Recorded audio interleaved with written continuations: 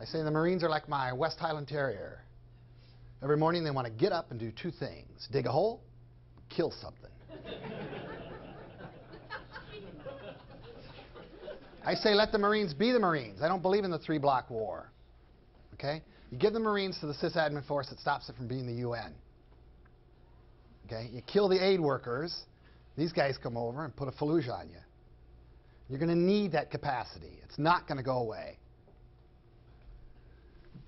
In terms of the Navy, strategic goes this way. Surface combatants go that way. And as I like to say, that's going to be the actual size of some of them. One of the reasons I'm no longer working at the Naval War College is that I used to tell young officers, good news is you may command several hundred ships in your career. Bad news is most of them won't have anybody on them. Okay? But that's really the metaphor they're working towards. When Mullen reaches for that 1,000-ship Navy, oh, and I need to borrow 800 of them, he's really reaching for that, because that's going to be a small ship Navy. Because nobody's got a blue water Navy except for us. Carriers are going to go both ways. Swing asset. Army, airborne like carriers. Armor, mostly this direction. Boots on the ground. Here's the dirty secret of the Air Force. You can win wars from the air. Problem is, you can't secure the victory from the air. In terms of the Air Force strategic airlift, like carriers and airborne, bombers and fighters go this way. Much smaller numbers. Why? Nobody even flies against us anymore.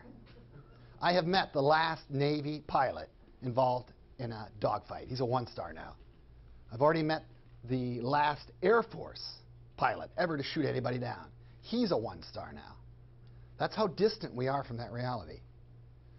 And I know you're going to tell me the Indians are really great pilots. We saw it at the air show last year. I'm going to tell you, man, if you're reaching for the Indians at this point, just go straight on to the Borg. SOCOM and the trigger pullers, they go this way because they don't like to explain what they do. Civil affairs, that bastard child goes back to its birth parents, the Army. Trigger pullers, as they like to remind me, have no off-season. These guys are always out there doing their thing. They drop in, they do their business, they disappear. Now you see me? Whoops. That wasn't me. The world is my playground. Rumsfeld has proposed the loosest possible rule sets for these guys. Why? Good argument. They're the ones most likely to put the hit on the guys who are most likely to kill the million in Chicago. And the political perversion of our system by that act outweighs whatever mistakes these guys make and cover up quietly. The reserve component, overwhelmingly, you got to renegotiate. I got a 20-year-old nephew over there now. He was promised 2 years of school. He got about 6 months. He was promised 90 days of training. He got about 42. His older brother, leading a platoon, going over right now, he's been in for 6 years. My family feels that is fair. They feel that his younger brother got shafted. And it represents how desperate we are. And on that basis, you just lost my entire family. And that's too bad. Because the first deal was fair. The second deal is where you blew it. So we're going to have to renegotiate those contracts and be much clearer with people about what we're asking from them. It's not about money. It's about being honest with people up front. In terms of the intelligence community, traditional muscle, the big assets over here, this should be what the CIA was designed to be. Analytical open source. The model is the NIC, National Intelligence Council.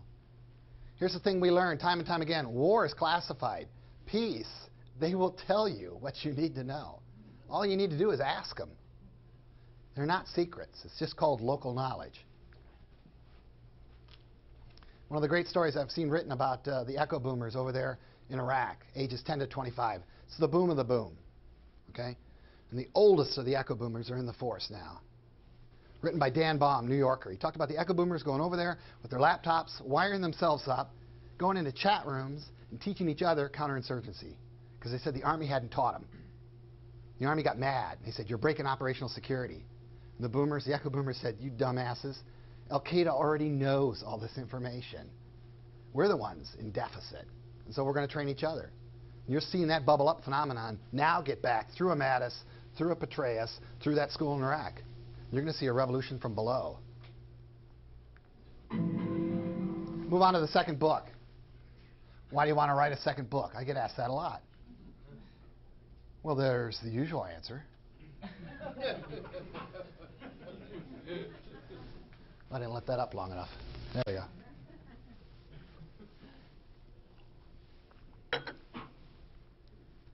Okay. The argument is this is a big job. It's going to take decades. It is a grand strategy. We're talking about connecting the disconnected. We're talking about making globalization truly global. We're talking about inviting one-third of humanity, currently noses pressed to the glass, where all the war, where all the anger is. Terrorism is not about poverty. It's not about ignorance. It's about rejecting a future that they find incomprehensible and reprehensible. They can't connect to. But when we talk about that dime package and everything we have to bring to bear on this global war on terrorism, quite frankly, what I did in the first book was I argued from the Pentagon out. Okay? So the second book was about expanding the vision. I started with the Pentagon because that's where the money and the bodies are. But if you want to do this well, you got to bring in the totality of the U.S. government. You got to bring in the big players in terms of who's got the money, who's got the legitimacy, like the ICC, the International Criminal Court. Whether we like it or not, that's where the legitimacy resides. In terms of content spread, what I did in the first book, like most books that pretend to be about grand strategy, I basically caught you up to now. My pivot point, tipping point for the Cold War in 1973. Okay? So what I do in the second book, if this is system diagnostic, second book, pure projection forward, nation state prescriptive. Okay? Reaching out to about 2025. I wanted to put that in the title, but my publisher said no. Nobody buys books with future dates in them. They suck in the market. So our first operating rule for the second book was no flying cars. People always want to throw out a flying car. Technology is going to make everything okay.